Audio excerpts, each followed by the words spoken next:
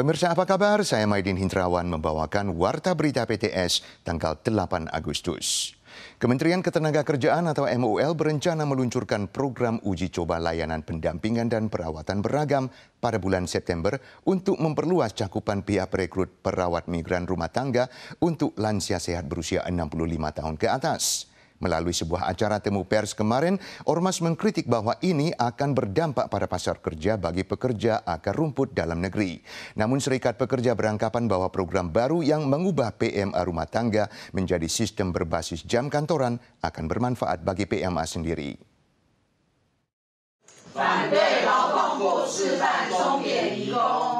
Ormas Kesejahteraan Sosial dan Pekerja menggelar jumpa pers tanggal 7 menyampaikan bahwa MOL berencana meluncurkan program uji coba layanan pendampingan dan perawatan beragam pada September untuk memperluas cakupan pihak perekrut PMA jangka pendek atau sementara tanpa harus melampirkan indeks Bartel. Namun program ini akan berdampak serius pada tingkat partisipasi angkatan kerja wanita domestik dan akan menyebabkan keluarga disabilitas bergejala sedang dan berat sulit menemukan PMA. MOL diminta untuk segera menghentikan program uji coba ini. 这种便宜的钟点移工一旦进场，势必会瓜分国人现有的各种到宅服务的工作机会，所以我们认为这个计划根本就是来扯长照 2.0 后腿。 Biaya PMA lebih murah dan upah mereka lebih rendah dibandingkan dengan pekerja Taiwan. Begitu PMA terjangkau yang diupah per jam ini memasuki pasar, mereka pasti akan merusak peluang kerja layanan rumah yang ada saat ini. Bahkan mungkin memicu pengangguran sehingga jaringan perawatan jangka panjang yang didirikan 8 tahun lalu kembali ke level semula. Serikat PMA menilai program baru yang mengubah PMA rumah tangga menjadi sistem berbasis jam kantoran akan bermanfaat bagi PMA itu sendiri. Namun mereka menentang kualifikasi agensi sebagai majikan melalui program ini, karena hal ini sama saja dengan mengizinkan agensi mengatur dispatch PMA. 我们一直主张不应该继续有1对1，然后在宅的，就是 live in 的这种劳动环境。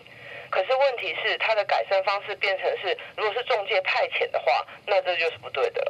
MOL menyatakan akan terus mengevaluasi saran dari semua lapisan masyarakat, melakukan standarisasi yang tepat terhadap target uji coba dan konten layanan, serta melakukan diversifikasi agar tidak memengaruhi lowongan kerja warga Taiwan atau menjadi semacam pembantu rumah tangga migran. Taifun Gaimi memicu kerusakan parah pada sektor pertanian Taiwan dan mendorong pertumbuhan tahunan indeks harga konsumen atau IHK menjadi 2,5% pada bulan Juli, level tertinggi dalam 5 bulan terakhir. DGBAS memperkirakan harga buah, sayur, dan IHK akan terus melambung pada bulan Agustus.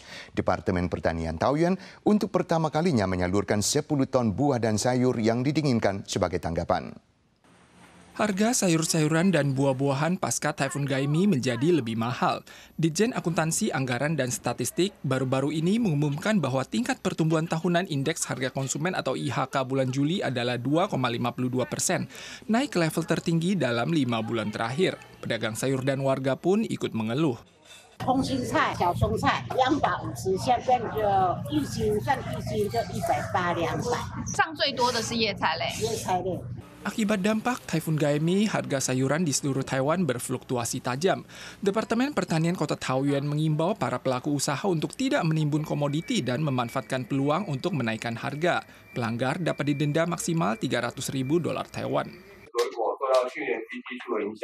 价格上涨27.23%，蔬菜则是因为凯米台风兴起，供量减少，价格上扬8.58%。 DGBAS menyampaikan Taifun Gaimi menimbulkan kerusakan parah pada produk pertanian. Sebagian dampaknya tercermin pada bulan Juli. Harga sayur dan buah dan IHK bulan Agustus diperkirakan akan terus melambung. Ditjen Pertanian dan Pangan menanggapi bahwa cuaca akhir-akhir ini telah stabil. Petani pun telah kembali bertani. Harga buah dan sayur-sayuran pada pertengahan September diperkirakan akan kembali ke kisaran sebelum Taifun. Belakangan ditemukan ada artikel penipuan di medsos Facebook menawarkan hadiah bagi warga yang memberikan informasi jumlah donor darah. Pusat Donor Darah Kaohsiung mengingatkan donor darah dilakukan secara sukarela dan tidak melibatkan uang. Kendati ada hadiah hanya akan diberikan setelah donor darah. Pada umumnya, warga akan menerima hadiah kecil setelah mendonor darah, tapi belakangan banyak grup Facebook ditemukan memposting artikel menawarkan hadiah kupon $520 bagi yang mengisi data dan melampirkan foto donor darah pada link pendaftaran. Pusat Donor Darah segera mengklarifikasi ini adalah artikel penipuan, juga menegaskan bahwa donor darah dilakukan secara sukarela dan tidak melibatkan transaksi uang. Kendati ada hadiah, hanya akan diberikan setelah donor darah. Dalam beberapa tahun terakhir, cadangan darah berkurang. Pusat Donor Darah mendorong warga turut membantu namun harus berhati-hati saat mendonor darah. Banyak warga belakangan mengeluh bahwa World Trade Park di distrik Situn, Kota Taichung telah ditanami pohon buah tanpa izin. Membuat taman menjadi bagaikan kebun buah, tidak hanya terlihat kacau, juga menarik banyak serangga. Pemkot menegaskan pelanggar akan dikenakan denda antara $1.200 dan $6.000 Taiwan. Saat memasuki taman, warga mengira berada di taman buah.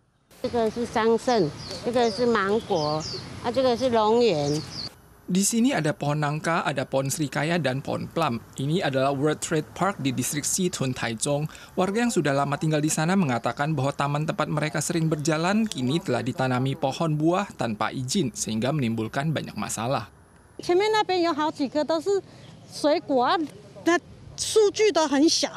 Pohon buah ini tidak hanya berbaur dengan pohon yang sudah ada, namun dedaunan yang lebat juga menghalangi sinar matahari dan menarik nyamuk hitam. Sebagian besar pohon buah ini merupakan tanaman yang berakar dangkal. Hal ini juga meningkatkan resiko pohon tumbang.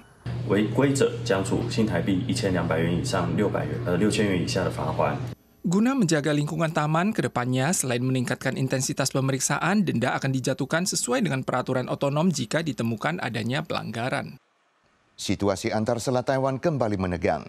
Dalam sepekan ini, Tentara Pembebasan Rakyat atau TPR Tiongkok melakukan patroli kesiapan tempur gabungan sebanyak 2 kali di Selat Taiwan.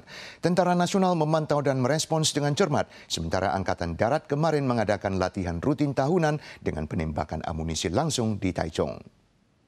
Korps Angkatan Darat ke-10 mengadakan latihan rutin penembakan pemeliharaan artileri berat tahunan di Taichung tanggal 7, mensimulasikan manuver cepat artileri di medan pada masa perang. Tentara Nasional Taiwan mempertahankan kesiapan tempur seiring meningkatnya frekuensi upaya TPR mengusik Taiwan. Dalam sepekan silam, TPR melakukan 2 kali patroli kesiapan tempur gabungan di Selat Taiwan. Terus menegangnya situasi antar selat juga telah meraih perhatian Amerika dan Australia. Dalam pertemuan Menteri Luar Negeri yang baru berakhir, kedua pihak kembali menegaskan pentingnya menjaga perdamaian dan stabilitas di Selat Taiwan. Pemirsa sekalian, sekian warta berita dari PTS. Kita sua lagi di lain kesempatan. Sampai jumpa.